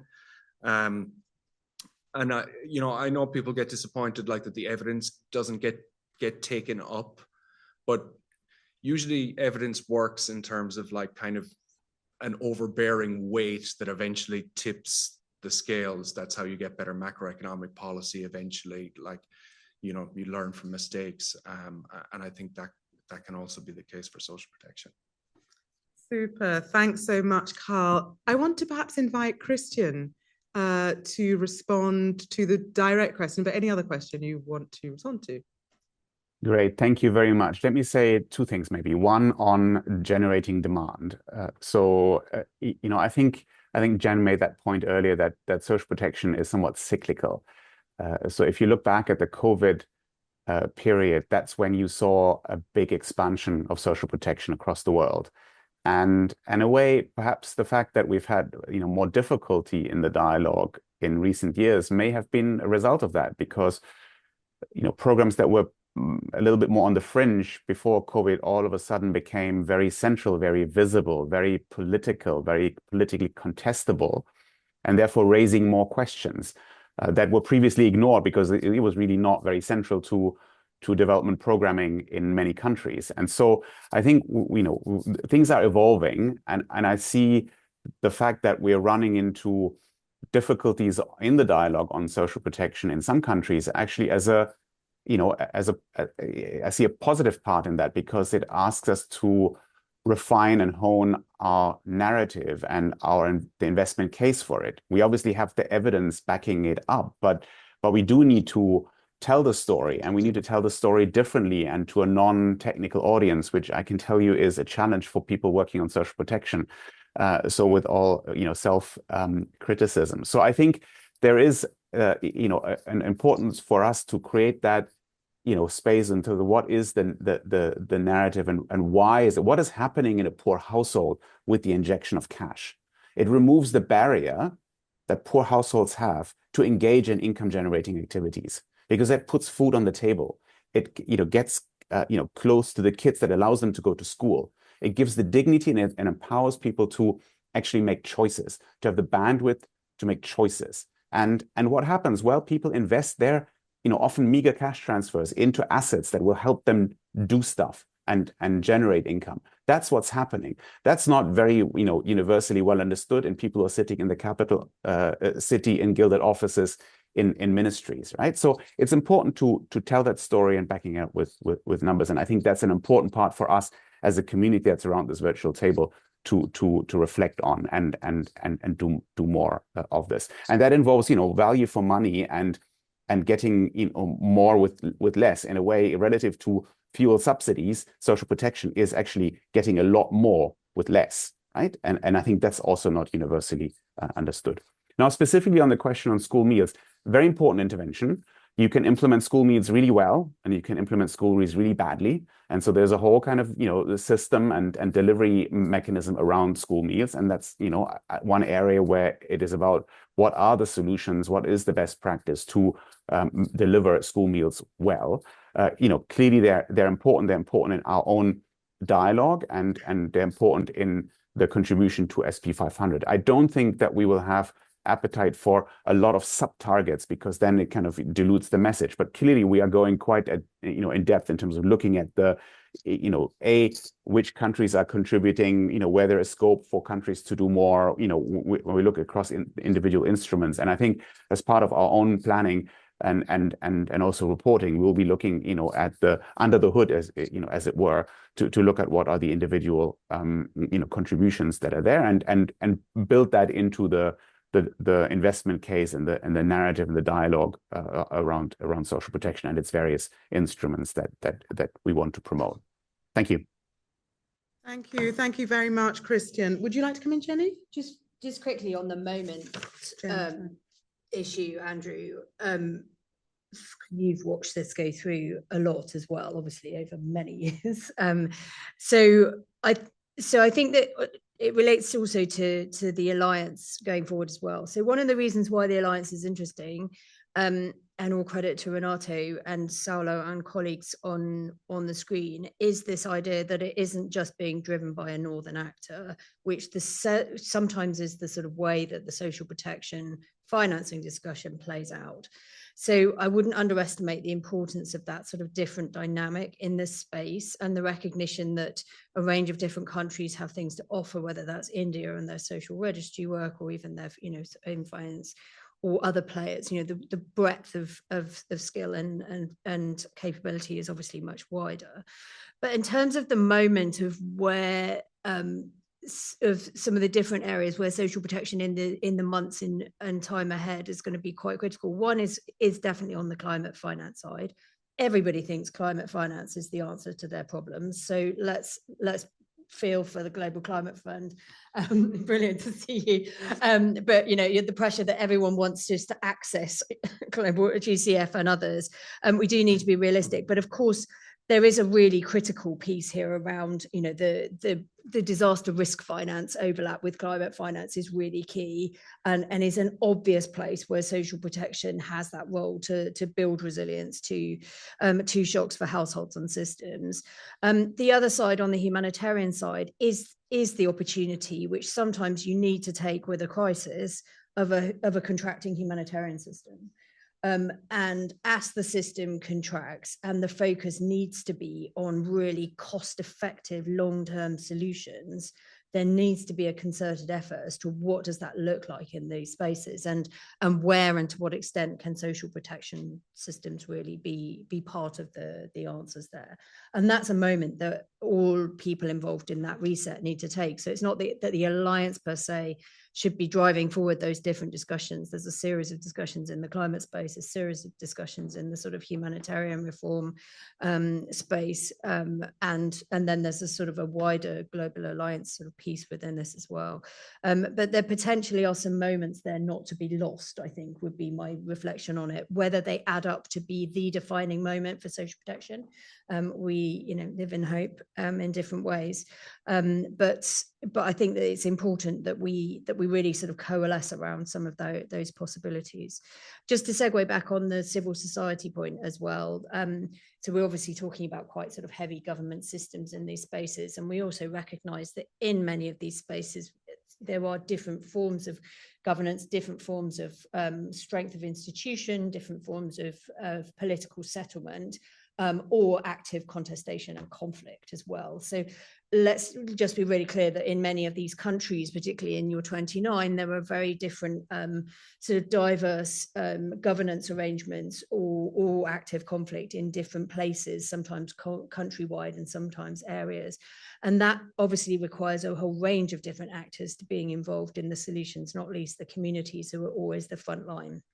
In those places, but overall, as well as the slightly more instrumental approach around targeting, which is always a really critical role that communities and civil society play, it's obviously really important that there is a vibrant civil society in these places as an actor within society, essentially. So let's not reduce it only down to sort of a sort of formal role in the system, but also just recognise that ongoing need for different societies to have a vibrant, strong civil society, in whether it's across hunger action or social protection in particular, or other actors. Thanks very much, Jen. We have 7 minutes to go officially. Before I bring in Fardosa and Renato, I just wanted to just read off to you another question that came in online. Are there any thoughts on learning from global health initiatives? I think we look at this in terms of financing from the Global Health Fund in the report, and are they perhaps not regarded as the best suited to national systems strengthening across the board? How could that be different here? Are they, as they are perhaps not, sorry, difficult to read, as they are perhaps not regarded as best suited to national systems strengthening across the board? How would we learn from what's happened there in this case? So as you're responding, and as you're thinking of your last go away word, Carl, perhaps you might kind of think about that too. So over to you, Fardosa, and then to you, Renato. Thank you so much. Very rich discussion. I think one of the questions that I would like to answer, which is really also a learning tool for FCV countries, is on the political settlement, and how did Somalia perhaps navigate the discussion, the political sometimes disagreements between the federal member states and the federal government. As we are aware, social protection mostly is at the federal level, and it has been quite difficult to make the federal member states to understand how these things works. But in the case of Somalia, I think what really helped us is in the early years before the direct government implementation, we had a partner, and a UN partner, WFP. So WFP has been delivering the social protection program, the Bahnano program, to all the federal member states, and they're obviously quite a buy-in when it's UN agencies. So what we have created is the demand from the beneficiaries. So right after the cycle of WFP delivery, what we have been asked then, we've created the beneficiaries knowing their rights and asking for the social protection. So what has really helped the social protection program is the demand from the beneficiaries to their districts levels, to their state level, and to the federal as well. While Somalia has not agreed on the political settlement, especially on the functional federalism, what we have seen social protection really going from the federal level to the state and to the district. That transition really helped us initial working or partnership with the World Food Programme as well as UNICEF going forward. So I think you need to create the demand and really create that social contract between the citizens and the beneficiaries. This is very, very interesting. Thank you very much. I mean, so we're talking about a kind of, rather than an either or, but through partnership, actually building on the social kind of the linkages that programs, WFP in this case, can create to kind of ride on that, to create something with buy-in in a context where political settlement is challenging. I think that's a very interesting way of seeing the kind of multi-layered agile approaches that are really, really important here. I want to hand over to you, Renato, for some reflections, brief reflections, and then I will pass over to you, Carl, and we'll round up. Thank you, Renato. Thank you, Catherine. Thanks all for the very interesting discussion. I'll try to address a few of the questions. And so I think first and foremost, the one on creating demand, no? And Christian provided an answer that I think mine is going to complement his. So he talked about the narrative that needs to be weaved on top of the evidence to create this case for convincing ministries of finance and governments. I think to that, we need to add partnerships and coalitions. You know? So we heard from Fardosa and the example of Somalia. I think she was a bit modest and didn't mention the role of true champions in the countries that can drive social protection politically in their countries. Fardosa is one such a champion.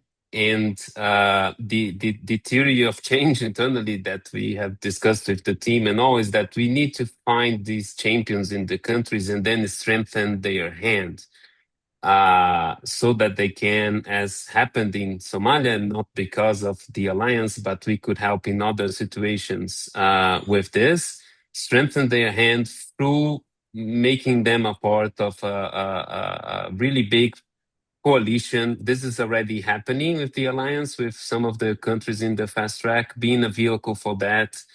The countries provided political statements of commitment that they can then use to try to convince their governments to deliver and implement by providing a high-level platform or stage where they can talk about what they're doing in their countries, what they can hear what each other is doing in that front and reinforce each other's will. But we can do more by building very concrete coalitions and partnerships to bring support and making a stronger case to ministries of finance, to central governments, that those champions can make, that for every dollar that they invest, they will get additional support, even for putting into line their concessional finance envelopes for fighting hunger and poverty. They would get additional partnerships and coalitions. So if we had a mechanism that can make this process easier to unlock finance paired with domestic finance and on commitments to this and more easily unlock in a more transparently, more in a way that can be more predictable, we certainly would strengthen the hand and create more demand. These things can snowball positively very quickly. On school meals, I think it is like to other programs that can be weren't usually seen as social protection. I think in Brazil, we don't look at these programs under these silos. So they are all just programs. So whether rural credit insurance for crop failures targeted at poor farmers, is that social protection, yes or no, or school meals? So they are all programs that have strong evidence that they can benefit the poorest, the most vulnerable. They can benefit food security. They can be strong poverty reduction drivers. This new generation of economic inclusion programs, you pair the cash with training, jobs, skill qualification, jobs placement, microcredit for entrepreneurship. So is this social protection, yes or not? So I think these tags shouldn't matter as much as the evidence and the results and the program design itself and relying around that particular program design. Civil society, I would just reinforce what Jen said about the country-specific context. Different countries have different contexts, and this is, I think, a piece of the design of the alliance is that it does intend for all the policies to have local stakeholders, civil society engagement on building the policy in the country. But this is different from that kind of global level forum of civil society engagement that is important in different contexts. But I think for this case, it is very important to localize and build the consultation that is appropriate for that country, for that government, for that particular reality. And last but not least, on the lessons from the health sector. So I know that there have been criticisms of vertical funds so that they don't support health systems as a whole. But if you look at what is developed in the health sector arena in terms of international development coordination, in focusing resources where they can be effective and going through government systems, they are way ahead of what we have in social protection. So recently we have had an announcement from the World Bank on an initiative on health compacts, which I think can inspire some of what we are looking at here. So building compacts comprehensively with governments on goals, relying around the 1.5 billion people goal that the World Bank has, that is a counterpart to the SP 500 that we look at in social protection. I don't think we are in a position to create vertical big global funds, so that's not the idea. So what can we do to achieve some similar successes, some similar focus, some similar alignment between different partners, so philanthropies, bilateral, multilateral finance, through a mechanism that can put value in prearranged finance that keeps the money and the resources in the sources themselves, but provides specific windows and conditions that are clear, transparent, predictable to the countries that wish to develop such programs. So I think that ties all the answers together on the designs of the programs, on the creation of the demand. So this will be a powerful driving on creating demand, having a predictable mechanism for this kind of catalytic financing to unlock and be in lockstep with domestic finance. So I'll stop here and again, super grateful for this. You've done my job because I don't have to summarize now, because I think you're so perfectly summarized. Thank you. Thank you very much. I mean, I do think that I think the elegant way you put the ask, which is, can we have a prearranged commitments that are not prearranged financing that remain within the country making the commitment, and as a way of creating windows. I really liked the way you put that. Carl, last word to you. I mean, I think Renato covered well the kind of lessons from the health funds. I guess what the questioner was kind of talking about as well is like the risks of taking a narrow programmatic focus. And we have said should probably focus on social assistance. That comes with the risk of, you know, potentially undermining the wider, more holistic rights-based approach, which, you know, possibly goes back to, again, the role of civil society in terms of keeping government, like, you need to start somewhere, but you need to keep building on that. And I think that's the role, the clear role for civil society, again, in terms of holding government accountable to building on the foundations. Super. Well, I think it's a wrap. I think I'm going to stop here. I'm not going to try and summarize. People often say that and then they start summarizing, but I'm not going to do that. I'm not going to do that. All I'm going to do is thank everybody at this late hour in the Christmas sprint to have come and sat here and listened and shared in our joy of having landed this baby, and you know, and for staying for so long. So really a big thanks. You see, they're also celebrating for us for having been with us for this launch, and a big thanks to FCDO. Oh, they're doing something else, their own social protection ideas outside. It's the tractors. So yeah. So Jen, thank you very much. Big thanks to FCDO for having not just funded this piece of work, but accompanied us in conceptualizing and really making it what it became right at the very end. So yes, I think I have to stop there. So thanks to all of you and to the team and to the team, all of the team that were involved in making this what it is. So thank you.